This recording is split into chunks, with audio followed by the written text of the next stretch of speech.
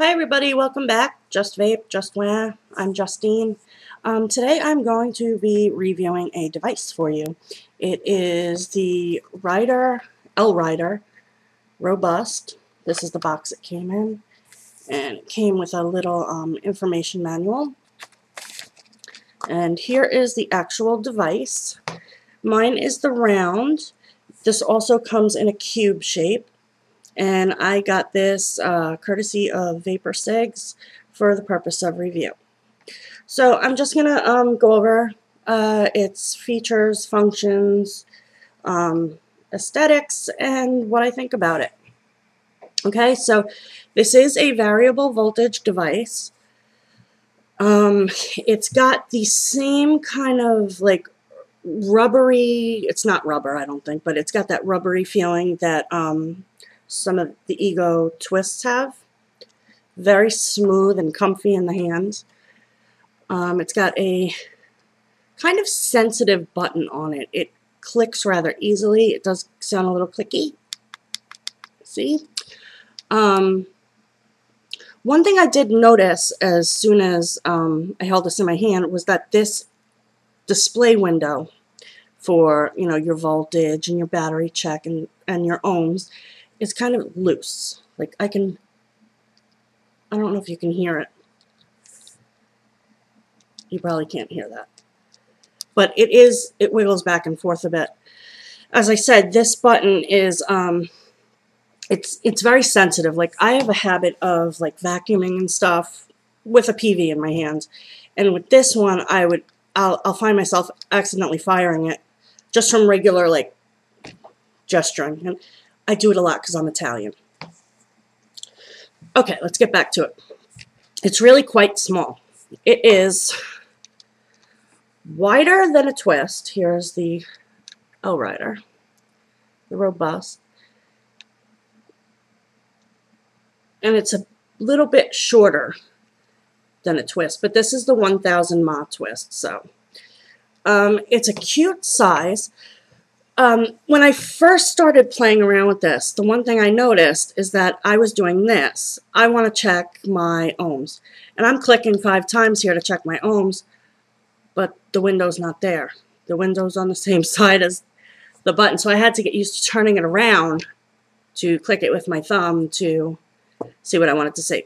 So now the functions of this are to turn the device completely off, you would hold down the minus button for 5 seconds, and you will see it go off. There you go. Now it won't fire. And to turn it back on, hold it 5 seconds again. And it went back on. Each time you take the battery out, it is going to reset to 3.0. It does not save your last voltage.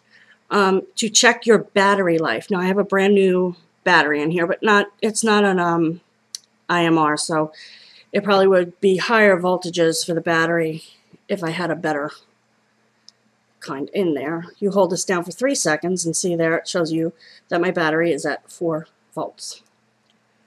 Now to check the ohm of your atomizer or cartomizer, and this does have an adjustable pin here that will accommodate the different kinds of posts that you may have if they're more recessed or more of an outie.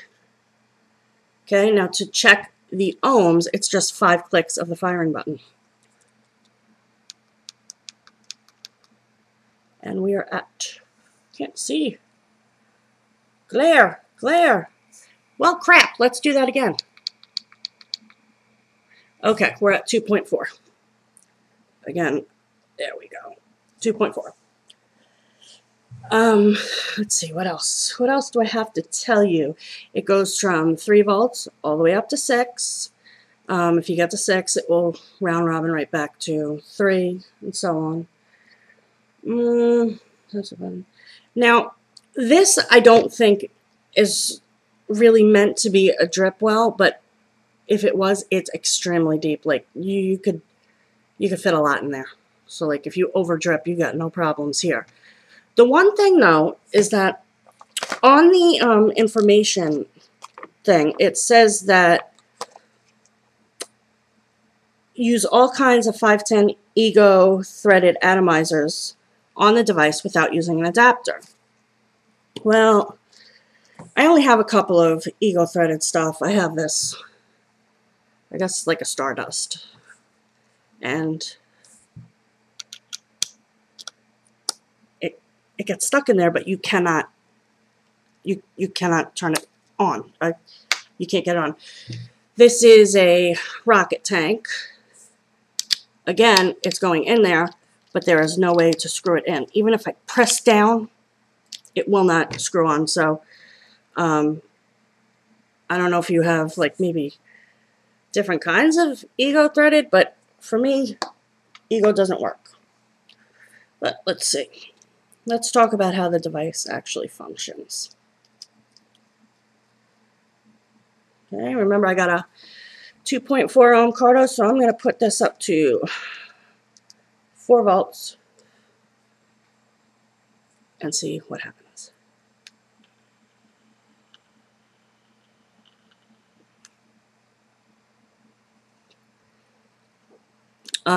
Sensitive button, yes, but it's also a very comfortable button.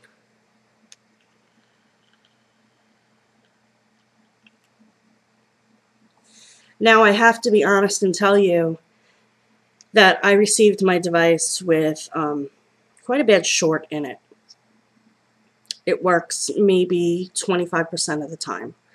Now, I didn't really let the vendor know of this. I guess I just felt that, one, I didn't purchase it, so is it really worth it to bother the vendor with?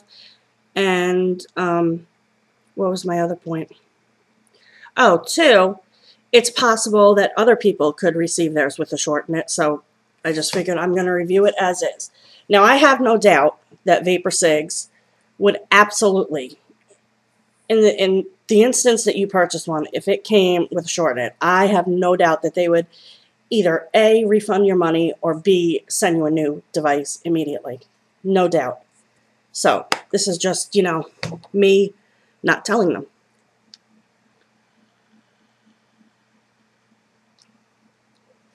Now, what will happen with this short is I'll be in the middle of taking a drag and the button will no longer light up blue.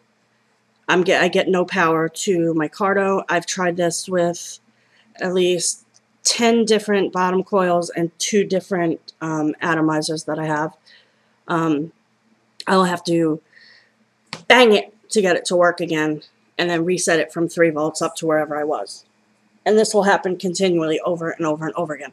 Now, at other times, it'll work for 2 hours straight without doing that. So I'm not quite sure what the actual issue is. I just know that sometimes it works and sometimes it doesn't.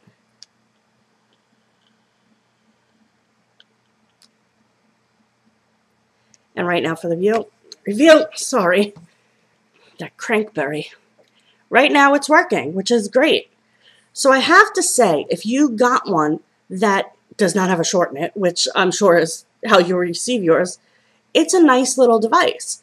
Now, the question is the price worth it to you for a mod that only takes a 14500 battery? Because I only get maybe 4.5 to 5 hours of vape time out of this. I am a very heavy vapor, though. I'm like crazy vapor. The round one at Cigzz is $49. The cube is $50.99.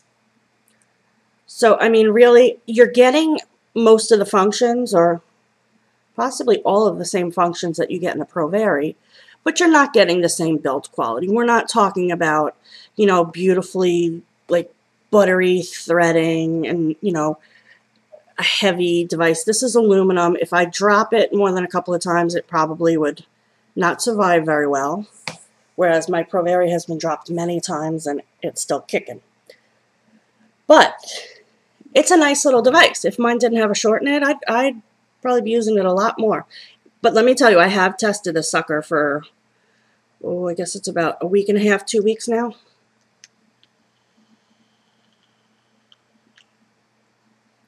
I've tried as many different vaping options as I could to see if the vape was always, you know, the same, and to see if that damn short was something to do with something I was using. No, it's not. So I'm sure yours will work way better than mine, but when mine is working, it's working really well.